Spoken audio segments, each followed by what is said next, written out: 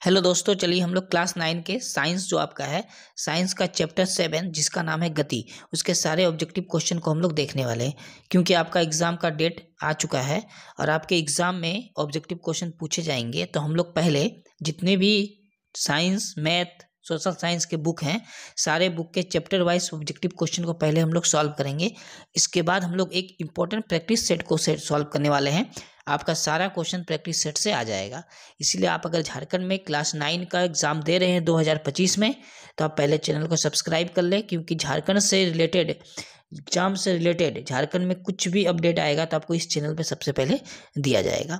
चलिए तो हम लोग शुरू करते हैं ऑब्जेक्टिव क्वेश्चन के साथ। हम लोग का चैप्टर का नाम क्या है? मोशन, यानी गति। तो आपका देखिए, जैसा कि ये ऑब्जेक्टिव क्वेश्चन है, मल्टीपल चॉइस क्वेश्चन है। तो इसका पहला क्वेश्चन क्या है? सारा क्वेश्चन देखिए इंपॉर्टेंट है। हम लोग टोटल 50 क्वेश्चन को इस चैप्टर से देखने वाले हैं, ऑब्जेक्टिव टाइप का। चलिए, पहला क्वेश्चन लिखा है, स्थिति में परिवर्तन को क्या कहते हैं ना। अब इसको समझना है आपको, स्थिति में परिवर्तन का क्या मतलब है। जैसे मान लिया जाए यहाँ एक वस्तु है और ये वस्तु घसक के यहाँ आ गया, तो ये स्थिति में इसका क्या आया? परिवर्तन आया, क्योंकि ये पहले अलग स्थान पे था और ये दूसरे स्थान पे गया। तो जब एक स्थान से दूसरे स्थान पे जाएगा तो इसके लिए हमको गति देना जरूरी है। क्या देना जरूरी है? गति। तो ये जो क्वेश्चन है, इसका सही आंसर हो जाएगा ऑप्शन ए, गति। यानी स्थिति में कभी भी परिवर्तन आएगा तो उसके लिए जिम्मेवार गति है। बिना गति का कोई भी स्थिति में परिवर्तन नहीं आ सकता है। चलिए नेक्स्ट क्वेश्चन हम लोग देखते हैं, क्वेश्चन नंबर 2 को। देखिए क्वेश्चन नंबर 2 में लिखा हुआ है, किसी वस्तु की स्थिति को बताने के लिए एक निर्देश बिंदु की आवश्यकता होती है। उस बिंदु को क्या कहते हैं? जैसे कि मान लिया जाए कोई एक वस्तु है, अब इस वस्तु को हम लोग बताएंगे कि ये एक वस्तु है, तो ये वस्तु को मूल बिंदु कहते हैं। जो स्थिति पे है वो मूल बिंदु कहलाता है। यानी हम लोगों का सही आंसर क्या हो जाएगा? सही आंसर हो जाएगा ऑप्शन बी, मूल बिंदु। ठीक है, तो क्वेश्चन नंबर 2 आपको अच्छे से पढ़ना है, समझना है, और इसका आंसर होगा मूल बिंदु, ऑप्शन बी। नेक्स्ट क्वेश्चन देखते हैं हम लोग, क्वेश्चन नंबर 3 को। देखिए क्वेश्चन नंबर 3, क्वेश्चन नंबर 3 को पढ़िए, क्या लिखा है? लिखा है, श्याम अपने घर से विद्यालय आता है और उसकी गति किस प्रकार की है? अपने घर से अगर विद्यालय आ रहा है तो उसकी गति कैसी होगी? तो एक रेखीय गति होगी। कैसी गति होगी? रेखीय। तो रेखीय गति में एक सरल रेखीय गति भी होता है, तो ऑप्शन ए इसका सही आंसर होगा, सरल रेखीय गति। बाकी 3 जो ऑप्शन है इसको भी समझ लेते हैं ये क्या है। देखिए वृत्त गति वो होता है जो गोलाकार होता है। तो अपने जब वो स्कूल से जब वो घर आएगा तो वो गोलाकार रास्ता से नहीं आएगा, वो अपना सीधा रास्ता से आएगा। ये थोड़ा ऐसे भी हो सकता है रास्ता, उसको रेखीय गति ही बोला जाता है। देखिए घूर्णन गति क्या होगा? ये भी वृत्तिकार गति भी होता है जो घूम के आता है, लेकिन दोलन गति उसे कहते हैं। जैसे मान लिया जाए ये वस्तु है, जब कोई वस्तु ऐसे लटका हुआ पिंड से इधर इधर ऐसे डोलता है, जैसे कि झूला, जब कोई झूला झूलता है तो उसको दोलन गति कहते हैं। तो इसका हम लोग का जो क्वेश्चन पूछा गया है, तो इसका आंसर होगा ऑप्शन ए, सरल रेखीय गति होगा। ठीक है, चलिए नेक्स्ट क्वेश्चन देखते हैं हम लोग, क्वेश्चन नंबर 4 को। क्वेश्चन नंबर 4, देखिए क्वेश्चन नंबर 4 में क्या लिखा है। आपको क्यों क्वेश्चन पहले पढ़ के समझना है कि क्वेश्चन में आखिर बोल क्या रहा है, इसी के अनुसार हम लोग को आंसर इसमें से चुनना है, जो भी 4 ऑप्शन दिया गया है। लिखा है क्वेश्चन नंबर 4 में, जब एक कार वृत्ताकार पथ पर एक समान वेग से गतिशील है, एक समान वेग से क्या है? जा रहा है एक कार, जब उसका जब इसका वेग परिवर्तित कहा जाता है, क्योंकि वेग परिवर्तित कहा जाता है क्यों? देखिए जब कार जाएगा तो प्रत्येक क्षण कार की दिशा बदलेगा, है ना। अब बात क्या है? वृत्ताकार पथ का रास्ता है, इसलिए तो सरल देखिए रास्ता बता नहीं रहा। क्वेश्चन में बोला वृत्ताकार, मतलब इस तरह कोई कार जा रहा है आगे क्यों? जब इस तरह वो वृत्ताकार पथ पे कार जाएगा तो इसका हर एक दिशा में, हर एक समय कार की दिशा बदलेगा। यानी सही आंसर क्या होना चाहिए? ऑप्शन बी, कार की दिशा लगातार क्या होगी? बदल रही है। ठीक है, ऑप्शन बी होगा क्वेश्चन नंबर 4 का। जब वो सरल रेखीय जाएगा तो कार की दिशा हमेशा नहीं बदलेगा, केवल वृत्ताकार पथ पर ही कार का दिशा हमेशा बदलता है, प्रत्येक क्षण उसकी डायरेक्शन चेंज होती है। चलिए नेक्स्ट देखते हैं हम लोग क्वेश्चन नंबर 5 को। चलिए देखिए क्वेश्चन नंबर 5 इधर है, क्वेश्चन नंबर 5 ये रहा। देखिए क्वेश्चन नंबर 5 में क्या लिखा हुआ है? क्वेश्चन नंबर 5 में लिखा है कि महक 7 सेंटीमीटर वाले वृत्ताकार पथ पर बिंदु ए से गति करना शुरू करती है। ठीक है, 7 सेंटीमीटर वाले वृत्ताकार पथ है, यानी रास्ता वृत्ताकार है, 7 सेंटीमीटर वाला है, मतलब इसका रेडियस 7 है। ठीक, और 5 मिनट के बाद पुनः वह बिंदु ए पर आ जाती है। मान लिया जाए ये पॉइंट ए है, पॉइंट क्या है ए, ये यहाँ से शुरू की जाना और एक राउंड मार के वापस वो कहाँ ए पर ही आ गई। तो जहाँ से स्टार्ट की थी अगर वहीं वापस आ गई तो इसके द्वारा जो विस्थापन होगा वो 0 होगा। ठीक है, जहाँ से शुरू किया गया अगर वापस वहीं पर आ जाता है तो उसका विस्थापन कितना होता है, 0 होता है। मान लिया जाए अपने स्टार्टिंग पॉइंट से ये 5 सेंटीमीटर दूर पर ही रहती तो विस्थापन कितना होता, 5 होता। ठीक है, तो हम लोग का क्वेश्चन नंबर 5 का आंसर क्या होगा, ऑप्शन ए 0, है ना। हो सकता है क्वेश्चन में आपसे पूछे कि अपने स्टार्टिंग पॉइंट से अभी वो 2 सेंटीमीटर दूर है तो आंसर 2 सेंटीमीटर आता, लेकिन ये जहाँ से शुरू किया गया था वापस वहीं आ जाती है तो ये 0 हो जाता है। चलिए, तो क्वेश्चन नंबर 5 हो चुका है। अब देखते हैं हम लोग क्वेश्चन नंबर 6 को। देखिए क्वेश्चन नंबर 6 में क्या लिखा हुआ है। क्वेश्चन नंबर 6 में लिखा हुआ है, गीता 10 सेमी वाले वर्गाकार खेत के चारों ओर चक्कर लगाती। एक वर्गाकार खेत है, ये रहा वर्गाकार खेत। वर्गाकार खेत का मतलब हो गया इसका चारों भुजा समान होगा। ठीक है, और भुजा कितना सेंटीमीटर का है, 10 सेंटीमीटर का चारों भुजा है। ठीक है, प्रत्येक भुजा 10 सेंटीमीटर का है। अब इसमें बोला जाता है कि इस वर्गाकार खेत के चारों ओर चक्कर लगाती है और जिस बिंदु से वह चलना शुरू करती है अंत में वह उसी बिंदु पर पहुंच जाती है। तो गीता द्वारा तय की गई दूरी क्या है, वो मान लिया जाए बिंदु यहाँ से वो शुरू करती है, पहले 10 सेंटीमीटर जाती है, फिर 10 सेंटीमीटर जाएगी, फिर जाएगी, फिर वापस ये इसी बिंदु पे आएगी, माने 10, 20, 30, 40 सेंटीमीटर दूरी तय करेगी। सारा जितना भी ये 4 है सब 10 है, सबको जोड़ देना है। और ऐसे भी वर्ग का परिमाप होता है 4 गुना भुजा। वर्ग का परिमाप क्या होता है, 4 गुना भुजा। भुजा माने 10, गुना करेंगे 4 को 10 से 40 ही आएगा ना। तो ऑप्शन सी इसका सही आंसर हो जाएगा, 40 सेंटीमीटर। ठीक है, अब एग्जाम में आपको ये डेटा बदल सकता है, 10 के जगह 20 भी दे सकता है, या बोलेगा जहां शुरू किया था उसका आधा गया तो आंसर 20 आएगा। चलिए नेक्स्ट देखते हैं हम लोग क्वेश्चन नंबर 7 को। चलिए देखिए क्वेश्चन नंबर 7 में क्या लिखा हुआ। क्वेश्चन नंबर 7 में लिखा हुआ है, विस्थापन के लिए निम्न में से कौन सही है। आपको सही इसमें से चुनना है। तो क्वेश्चन नंबर जो 7 है इसका सब ऑप्शन को आप पढ़िए पहले। ऑप्शन ए में लिखा है यह शून्य नहीं हो सकता, तो देखिए ये सही नहीं है, ये गलत है, बिल्कुल गलत है। तो ऑप्शन नंबर बी में लिखा इसका परिमाण वस्तु के द्वारा तय की गई दूरी से अधिक होता है, नहीं कभी नहीं होता। वस्तु जितना दूरी तय करेगा उससे कम होगा या उतना ही होगा, लेकिन उससे अधिक नहीं होगा। ऑप्शन सी में लिखा है इसका मान शून्य हो सकता है, बिल्कुल हो सकता है। अभी हम लोग एक पढ़े ना, विस्थापन 0 आया था, है ना, तो इसका मान शून्य हो सकता है, यानी सही आंसर ऑप्शन सी का होगा। क्वेश्चन नंबर 7 का सही आंसर क्या होगा, ऑप्शन सी। ठीक है, चलिए नेक्स्ट देखते हैं हम लोग क्वेश्चन नंबर 8 को। क्वेश्चन नंबर 8 में लिखा हुआ है, क्वेश्चन नंबर 8 में लिखा हुआ है, एक वस्तु एक सड़क पर 5 मिनट में 1 किलोमीटर, 5 मिनट में 1 किलोमीटर, अगले 5 मिनट में फिर 1 किलोमीटर, फिर अंतिम 5 मिनट में 1 किलोमीटर दूरी तय करती है। अब यहाँ एक चीज आपको देखना है, देखिए समान समय में समान दूरी जा रही है, यानी 5 मिनट समय लग रहा है, दूरी 1 किलोमीटर, फिर 5 मिनट समय लगा, दूरी फिर 1 किलोमीटर गया, फिर अंतिम 5 मिनट में उसको जाना है, फिर भी दूरी 1 किलोमीटर जाया जा रहा है। ठीक है, यानी समान समय लग रहा है, समान दूरी भी तय किया जा रहा है। तो इस प्रकार की गति को हम लोग क्या बोलते हैं, एक समान गति, यानी ऑप्शन ए इसका सही आंसर होगा। आपको चेक करना है कि दूरी जितना वो तय कर रहा, समय उतना ही ले रहा, तो ऐसे गति को हम लोग एक समान गति कहते हैं। अगर दूरी और समय कोई भी आगे पीछे हो जाता या कम हो जाता या ज्यादा हो जाता तो असमान गति कहलाता। क्लियर है यहाँ तक। चलिए क्वेश्चन नंबर हम लोग 9 को देखते हैं। क्वेश्चन नंबर 9, क्वेश्चन नंबर 9 इधर है। चलिए इसको समझ लेते हैं हम लोग। क्वेश्चन नंबर 9 को देखिए, क्वेश्चन नंबर 9 में देखिए एक टेबल बना हुआ, तो हमको इसको थोड़ा जूम करके छोटा करना होगा, नहीं तो टेबल नहीं आएगा सारा। ठीक है, चलिए इसको समझते हैं।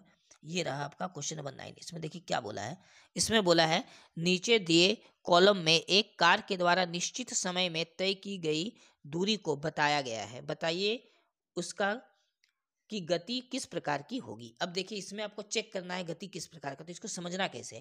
यहाँ पर इस समय दिया हुआ है ये 8 बज रहा और दूरी जा रहा है वो 12 मीटर। ठीक है, और 9 बजा तो उसका दूरी टोटल कितना हो गया, 18 हो गया। इसका मतलब 8 से जब 9 बजा तो 1 घंटा हुआ, तो 1 घंटा में ये कितना दूरी तय किया, तो 1 घंटा में हम देख रहे 12 से 18 मीटर। पहले 12 मीटर था, फिर वहां से 18, यानी 6 मीटर दूरी तय किया।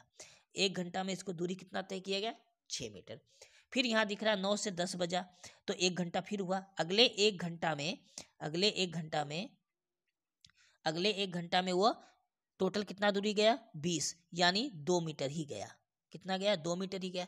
तो अब देखिए समय तो बराबर लग रहा है, 1 घंटा में पहले वो 6 मीटर दूरी तय करता है, फिर अगले 1 घंटा में वो 2 ही मीटर दूरी तय करता है। तो ये समान समय में समान दूरी तय नहीं किया जा रहा है ना। समय तो समान लग रहा है लेकिन दूरी कम बेसी हो रहा, इसीलिए ये असमान गति होगा।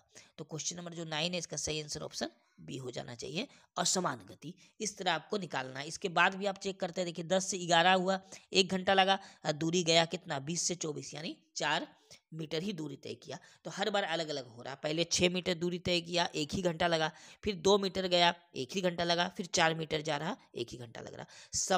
समय तो इसका समान है लेकिन दूरी क्या है अलग अलग है, इसीलिए असमान गति का एक उदाहरण हो जाएगा। चलिए क्वेश्चन नंबर हम लोग 10 को देखते हैं। देखिए क्वेश्चन नंबर 10 है ना, क्वेश्चन नंबर 10 ये रहा। क्वेश्चन नंबर 10 को देखिए क्या लिखा है इसमें लिखा है एक वस्तु 16 मीटर की दूरी 4 सेकंड में तय करती है, फिर अगले 14 मीटर की दूरी 2 सेकंड में तय करती है, तो वस्तु का औसत चाल क्या होगा। देखिए औसत चाल का फॉर्मूला होता है तय किया गया कुल दूरी और लिया गया कुल समय। तो कुल दूरी कितना हो गया 16 मीटर और 14 मीटर जोड़ेंगे तो कितना मीटर आएगा 30 मीटर। ठीक है, अब समय कुल कितना लगता है, यहाँ लगता है 4 सेकंड, यहाँ लगता है 2 सेकंड, यानी 6 सेकंड, और चाल बराबर होता है दूरी बटा समय। तो दूरी 30 मीटर है और समय 6 सेकंड है। अब 6 से हम लोग 30 को भागा देंगे तो आएगा 5, यानी आंसर हो जाएगा ऑप्शन ए 5 मीटर प्रति सेकंड। 5 मीटर प्रति सेकंड। इस तरह आपको निकालना है, जो दूरी है उसको जोड़ लेना है और जो समय है उसको जोड़ लेना है, दोनों को भागा करना है, जो आएगा आंसर। क्योंकि चाल का फॉर्मूला याद रखना है, दूरी बटा समय होता है। चलिए नेक्स्ट क्वेश्चन देखते हैं हम लोग, क्वेश्चन नंबर 11 को। क्वेश्चन नंबर 11 में देखिए क्या लिखा है। क्वेश्चन नंबर 11 में लिखा हुआ है कोई वस्तु 5 सेकंड में 200 मीटर की दूरी तय करती है। चाल निकालना है, तो चाल का फॉर्मूला क्या होता है दूरी बटा समय। तो दूरी कितना दिया हुआ है, दूरी दिया हुआ है 200 मीटर में है, समय दिया हुआ 5 सेकंड में। 5 से 200 को हम लोग काटेंगे कितनी बार में कटेगा 40 बार में, तो 40 मीटर प्रति सेकंड आंसर आना चाहिए। और ऑप्शन ए में लिखा हुआ है 40 मीटर प्रति सेकंड, यानी क्वेश्चन नंबर 11 का आंसर होगा ऑप्शन ए 40 मीटर प्रति सेकंड। देखिए ये न्यूमेरिकल जो है, ये जो मैथ है इसको आपको अच्छे से बनाना है, एग्जाम में आने का चांसेस ज़्यादा रहता है इस टाइप के मैथ का। नेक्स्ट क्वेश्चन हम लोग देखते हैं क्वेश्चन नंबर 12 को। देखिए क्वेश्चन नंबर 12 में क्या लिखा हुआ है, ये भी देखिए एक न्यूमेरिकल फिर से आ गया। इसमें लिखा है एक वस्तु बिंदु ए से चलना शुरू करती है और 1 घंटे में 50 किलोमीटर की दूरी तय करने के बाद बिंदु ए पर आ जाती है। वही क्या किया कि 1 घंटे में 50 किलोमीटर दूरी तय किया और वापस बिंदु ए पे आ गया 1 ही घंटा में। उस वस्तु का आपको वेग बताना है, क्या होगा वस्तु का वेग, है ना। तो एक चीज आपको देखिए समझना है, वो जिस बिंदु से शुरुआत किया था उसी बिंदु पे वापस आ गया। जिस बिंदु से स्टार्ट किया गया था वापस उसी बिंदु पे आता है, तो हमेशा उसका जीरो आंसर होता है। यानी क्वेश्चन नंबर 12 का आंसर क्या होगा ऑप्शन डी जीरो, है ना, जिसको हम लोग विस्थापन भी बोलते हैं। ठीक है, चलिए देखिए क्वेश्चन नंबर 13। क्वेश्चन नंबर 13 में लिखा है एक कार विराम अवस्था से अपनी गति शुरू करती है और 10 किलोमीटर की दूरी तय करने के बाद वह रुक जाती है, उस कार का औसत वेग क्या होगा। तो दूरी कितना जाता है 10 किलोमीटर। हम लोग इसको मीटर प्रति सेकंड में सॉल्व जब करेंगे तो आंसर 10 आएगा, यानी ऑप्शन बी 10 मीटर प्रति सेकंड। ठीक है, चलिए नेक्स्ट क्वेश्चन हम लोग देखते हैं क्वेश्चन नंबर 14 को। देखिए ये इसमें क्या लिखा हुआ है, इसमें लिखा हुआ है चाल का मात्रक क्या होता है ना। चाल का आपको SI यूनिट पूछा गया है चाल, तो चाल का मात्रक होता है मीटर प्रति सेकंड, यानी ऑप्शन सी हो जाएगा। क्लियर है यहाँ तक। चलिए नेक्स्ट क्वेश्चन देखते हैं हम लोग क्वेश्चन नंबर 15 को। देखिए 15 नंबर क्वेश्चन में लिखा हुआ है गाड़ी का ओडोमीटर क्या मापता है। गाड़ी जो होता है उसमें देखिएगा एक मीटर लगा होता है, उस मीटर का ही नाम है ओडोमीटर। तो ये गाड़ी के द्वारा तय की गई दूरी को मापता है, यानी ऑप्शन ए हो जाएगा दूरी। ये किसको मापता है, दूरी को, जो गाड़ी तय करेगी उस दूरी को ये मापता है। चलिए नेक्स्ट क्वेश्चन 16 नंबर। देखिए 16 नंबर क्वेश्चन में क्या लिखा है, इसमें लिखा है यदि किसी वस्तु द्वारा तय की गई दूरी समय के अनुक्रमानुपाती है तो हम कह सकते हैं कि क्या हो जाएगा फिर, वो अगर समय के अनुक्रमानुपाती है तो एक समान चाल से चल रही है ना। अनुक्रमानुपाती का मतलब क्या हो गया कि वस्तु एक समान चाल से चल रही है, यानी जितना समय लग रहा है उतना ही दूरी जा रही है और उसका चाल है एकदम कांस्टेंट। अगर वस्तु 50 किलोमीटर प्रति घंटा की चाल से अगर कोई वस्तु चल रही है तो 50 के चाल से हमेशा वो चलेगी, जब वो अनुक्रमानुपाती में हो तब। यानी 16 नंबर जो हम लोग का क्वेश्चन है उसका आंसर होगा एक समान चाल से चल रही है, ऑप्शन बी। क्लियर है। चलिए नेक्स्ट देखते हैं हम लोग क्वेश्चन नंबर 17 को। देखिए क्वेश्चन नंबर 17, क्वेश्चन नंबर 17 में लिखा है वेग में परिवर्तन की दर को कहते हैं। देखिए इसको आपको एक परिभाषा होता है इसका, वेग में परिवर्तन की दर को त्वरण कहते हैं। ठीक है, वेग में परिवर्तन की दर को क्या कहते हैं, त्वरण, त्वरण कहते हैं, यानी ऑप्शन सी हो जाएगा। क्लियर है। चलिए परिभाषा था, आपको याद कर लेना है अच्छे से। क्वेश्चन नंबर 18, क्वेश्चन नंबर 18 में लिखा हुआ है यदि किसी वस्तु द्वारा तय की गई दूरी समय के वर्ग के अनुक्रमानुपाती होती है, इस बार वर्ग के अनुक्रमानुपाती पूछा गया है, होती है, तो हम यह कह सकते हैं कि वस्तु जो है वस्तु का त्वरण अचर है, यानी ऑप्शन सी होगा। इस बार क्या होगा, ऑप्शन सी होगा। वस्तु का त्वरण क्या होता है, अचर होता है, जब वर्ग के अनुक्रमानुपाती पूछे तब। ठीक है, दोनों अलग अलग चीजें हैं। जो इससे पहले आया था वो वर्ग नहीं था, केवल अनुक्रमानुपाती था। ठीक है, चलिए 18 हो गया। हम लोग अब देखते हैं क्वेश्चन नंबर 19 से।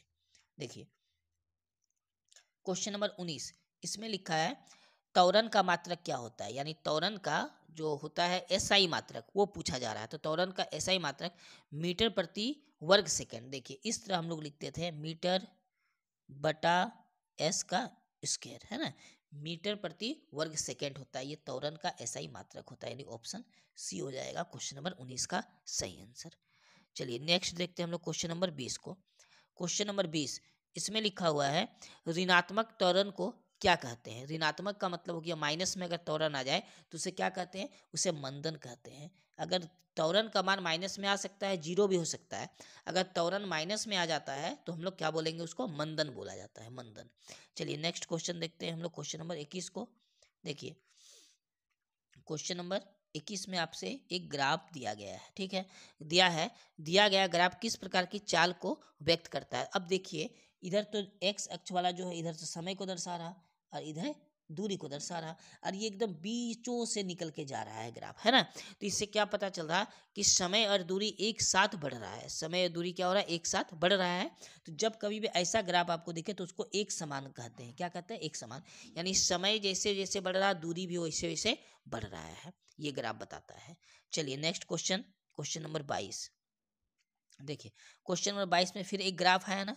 इस बार देखिए ग्राफ को समझना है, इस बार ग्राफ सीधा नहीं जा रहा है। जब ग्राफ सीधा नहीं जाएगा तो इसका आंसर क्या आएगा, असमान। जब ग्राफ एकदम ये लाइन सीधा जाता है तो समान, जब ये लाइन टेढ़ा बेका इस तरह जा रहा है तो असमान। यानी क्वेश्चन नंबर जो हम लोग का 22 है इसका सही आंसर हो जाएगा ऑप्शन बी, असमान। ठीक है, और क्वेश्चन नंबर जो 21 आया था उसका आंसर क्या आया था, एक समान। और क्वेश्चन नंबर 22 जो इसका आंसर होगा असमान, है ना, असमान, जब ये टेढ़ी बिखेरे रेखा जाएगा तब। चलिए नेक्स्ट क्वेश्चन देखते हैं हम लोग। क्वेश्चन देखिए क्वेश्चन नंबर 23, क्वेश्चन नंबर 23 बहुत ही इंपॉर्टेंट क्वेश्चन है। इसमें लिखा हुआ है 36 किलोमीटर प्रति घंटे की चाल से चल रही एक मोटरसाइकिल को ब्रेक लगाने पर 5 सेकंड में रुक जाती है, तो इसका त्वरण निकालना है, यानी ए का मान निकालना है आपको, है ना। चलिए देखिए तो सबसे पहले आपको करना क्या है, आपको त्वरण निकालना है। ये जो 36 किलोमीटर प्रति घंटा है ना, इसको मीटर प्रति सेकंड में कन्वर्ट करना है। तो 36 को मीटर प्रति सेकंड में कन्वर्ट करने के लिए हमको 5/18 से गुना करना पड़ता है। तो 18 से पहले इसको हम लोग काटेंगे 36 को 2 बार में, यानी आया कितना, 5 दूनी 10। अब 5 सेकंड में रुक जाती है तो हम लोग 5 से डिवाइड कर देंगे, तो 5 दू का 10, यानी कितना आ गया, 2 मीटर प्रति सेकंड स्क्वायर, यानी वर्ग सेंटीमीटर, यानी ऑप्शन सी इसका सही आंसर हो जाएगा। ठीक है, आपको पहले कन्वर्ट करना आना चाहिए, किलोमीटर प्रति घंटा को मीटर प्रति सेकंड में बदलने के लिए 5/18 से गुना करना पड़ता है। ठीक है, चलिए नेक्स्ट क्वेश्चन हम लोग देखते हैं अब। तो नेक्स्ट क्वेश्चन होगा क्वेश्चन नंबर 24। चलिए 24 नंबर में आपको बताना है। देखिए 24 नंबर में लिखा है किसी कार का स्पीडोमीटर क्या मापता है। ठीक है, अभी हम लोग पीछे पढ़े थे ओडोमीटर, अब आया स्पीडोमीटर। तो स्पीडोमीटर जो होता है वो कार का क्या नापेगा, स्पीड को मापेगा ना, स्पीड नाम से पता चल रहा है, स्पीडोमीटर स्पीड। यानी क्वेश्चन नंबर 24 का सही आंसर हो जाएगा ऑप्शन बी। स्पीड कहीं नहीं है, मतलब वेग, वेग ही स्पीड है, वेलोसिटी जिसको बोलते हैं, है ना। तो 24 का आंसर क्या हो जाएगा, ऑप्शन बी, वेग। चलिए नेक्स्ट क्वेश्चन हम लोग का 25 नंबर।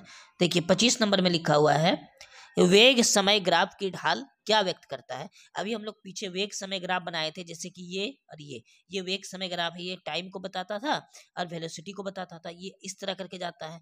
ये किस चीज को आपको बताता है, वेग समय ग्राफ आपको ये बताना है। तो ये हम लोग का त्वरण को बताता है। क्या बताता है, त्वरण को, एक्सेलरेशन को। इसका मतलब इसका आंसर क्या हो जाएगा, ऑप्शन नंबर 25 है ना, 25 का ऑप्शन नंबर तब त्वरण हो जाएगा, त्वरण यानी डी, है ना, ऑप्शन डी हो जाएगा, त्वरण को बताता है। चलिए नेक्स्ट क्वेश्चन देखते हैं हम लोग, क्वेश्चन नंबर 26 को।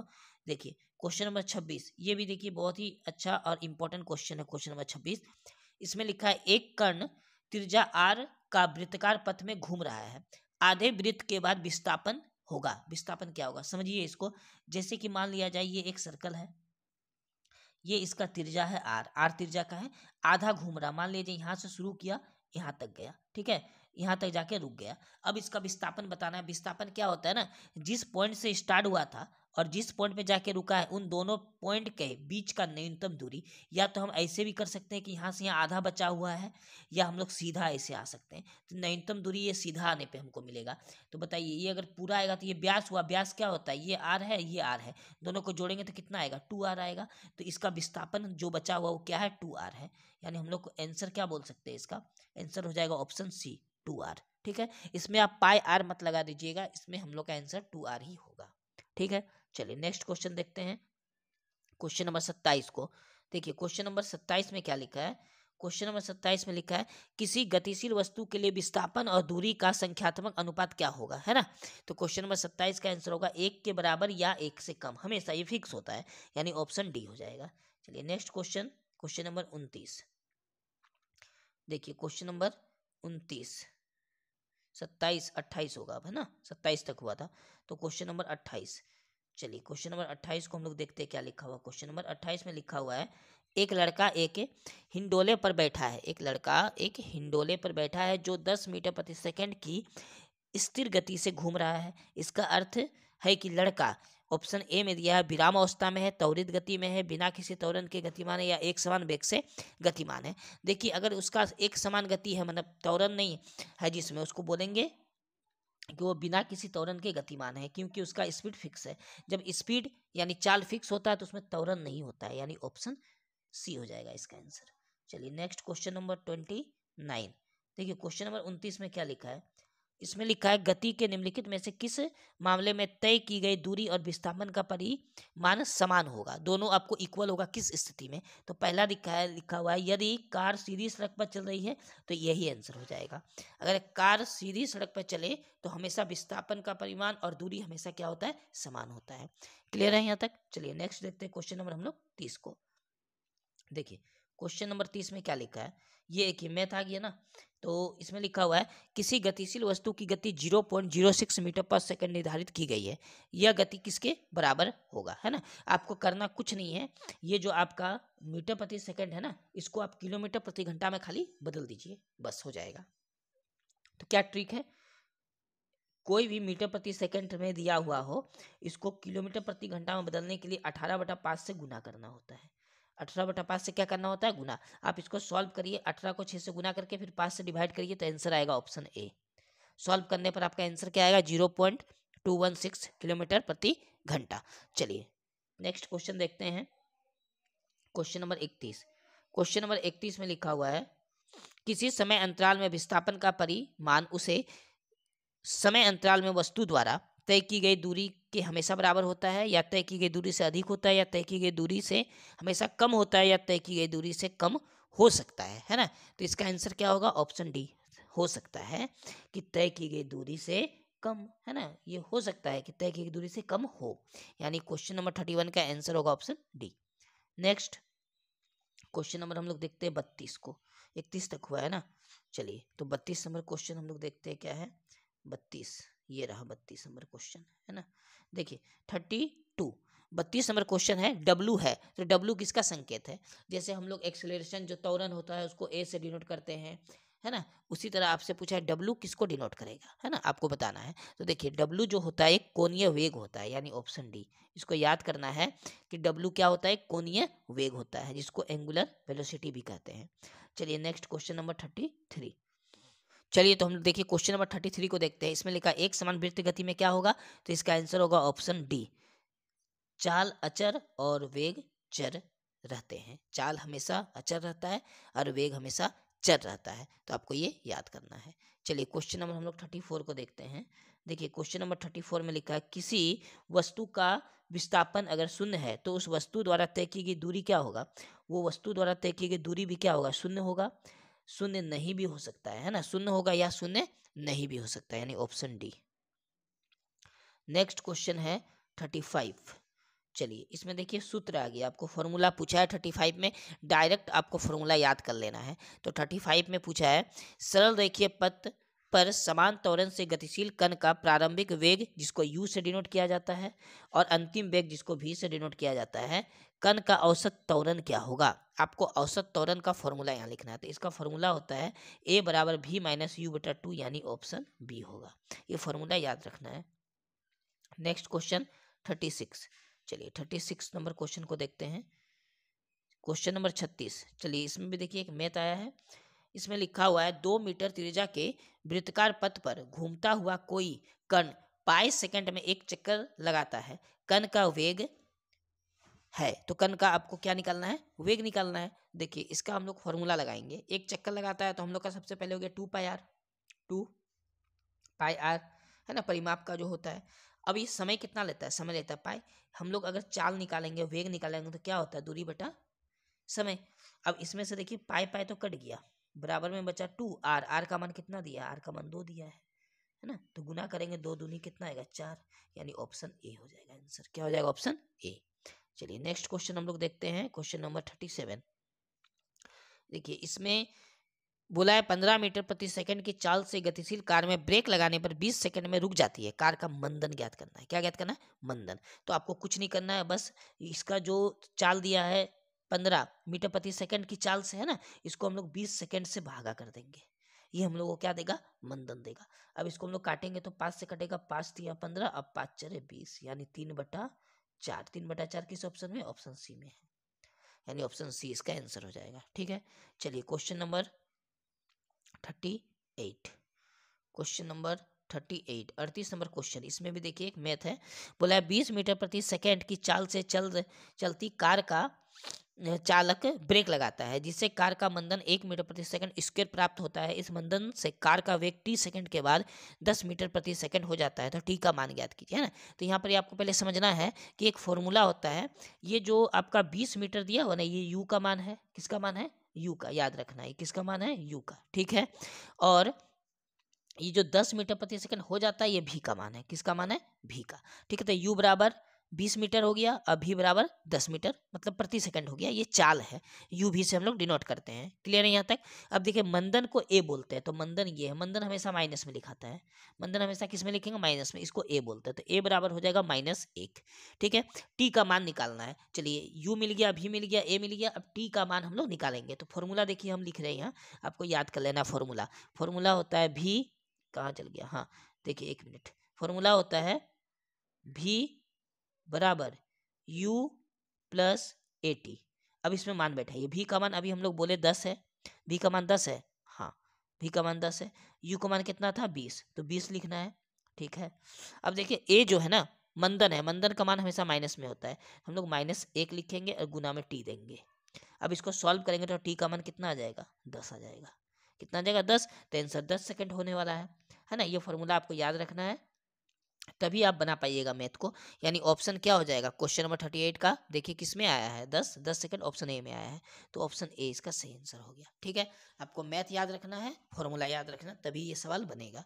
चलिए नेक्स्ट क्वेश्चन देखते हैं हम लोग, क्वेश्चन नंबर 39 को। देखिए 39 नंबर क्वेश्चन में लिखा हुआ है वेग की दिशा बदलने की दर को क्या कहा जाता है। ठीक है। तो वेग की दिशा बदलने की दर को अभिलंब त्वरण कहा जाता है। आपको याद रखना, ये परिभाषा से आया है, यानी ऑप्शन ए हो जाएगा इसका सही आंसर। चलिए क्वेश्चन नंबर 39 कंप्लीट। अब क्वेश्चन नंबर हम लोग 40 को देखेंगे।